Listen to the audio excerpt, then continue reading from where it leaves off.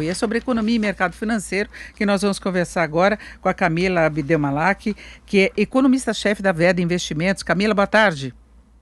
Boa tarde, Denise. Bom, essa discussão toda de auxílio emergencial está dando dor de cabeça para o mercado financeiro, colaborando para a volatilidade, mercado que anda mais animado com essa pauta prioritária que vai ser discutida, com a eleição de presidentes da Câmara e do Senado mais alinhados, mais próximos do presidente Bolsonaro. Como é que é a sua posição hoje em relação a isso? Na verdade, já tinha uma grande expectativa após a eleição no Congresso. O mercado financeiro refletiu essa eleição positivamente. Lógico que essa aprovação da autonomia do Banco Central foi uma sinalização importante, só que quando o assunto é contas públicas e a gente cai nesse assunto de auxílio emergencial sem uma tratativa para o orçamento de 2021, isso acaba estressando os mercados. Então, quando a gente olha para a renda variável, a gente ainda vê ganhos no Ibovespa, mas quando a gente olha para a curva de juros, para a nossa taxa de câmbio, a gente vê que a situação não está muito boa. Fica a preocupação de, no final das contas, não haver tanto compromisso fiscal como se imaginava, né? Exatamente, a grande preocupação é com o teto dos gastos e a gente não sabe como que o auxílio emergencial vai entrar no orçamento de 2021, porque na verdade a gente não tem um orçamento ainda definido.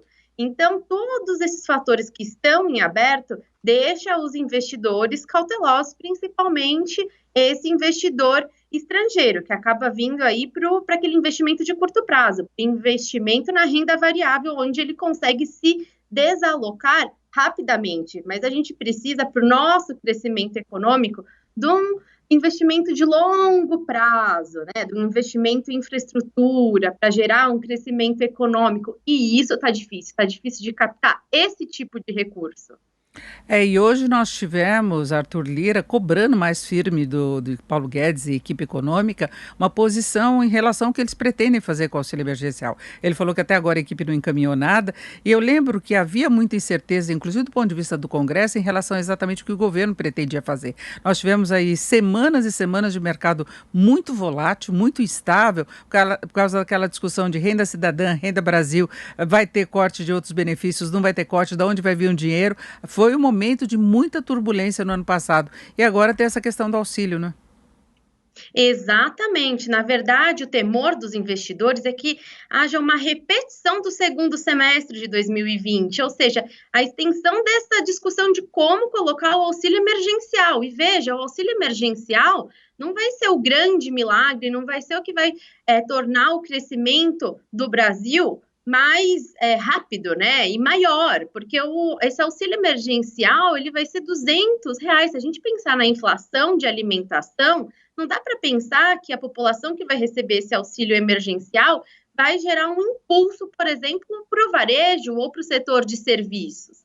Então, tem sim, é uma situação muito complicada, não tem um receituário. Quando tem essa cobrança do Ministério da Economia, a impressão que os investidores têm, e essa cobrança também do presidente da Câmara, é que parece que não existe, né, uma agenda, um cronograma por parte do Ministério da Economia. Então, a gente viu a aprovação da reforma da Previdência, agora a gente teve essa aprovação da autonomia do Banco Central, e a cobrança é essa. Qual que é o cronograma? O que o Ministério da Economia, o governo pretende? Eles conseguem dialogar? As prioridades são as mesmas? Por isso que tem tanta cautela com essas tratativas daqui para frente.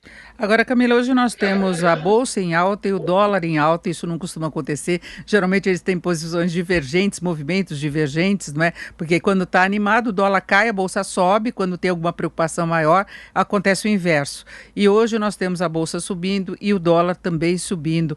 Tem alguma relação com o cenário internacional?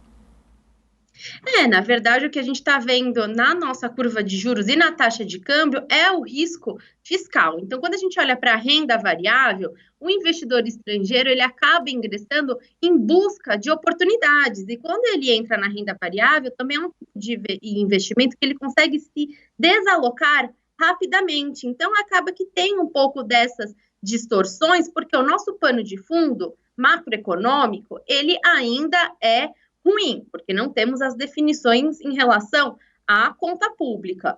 Mas, na renda variável, ao mesmo tempo, nós temos companhias sólidas, nós estamos em temporada de balanços corporativos, empresas que estão apresentando bons resultados, por isso que a gente acaba vendo essa distorção da renda variável e Bovespa subindo, ao mesmo tempo que a gente vê a desvalorização da nossa taxa de câmbio. Perfeito, nós ouvimos aqui a Camila Abdelmalak, que é economista-chefe da Veda Investimentos. Camila, muito obrigada, uma boa tarde. Obrigada.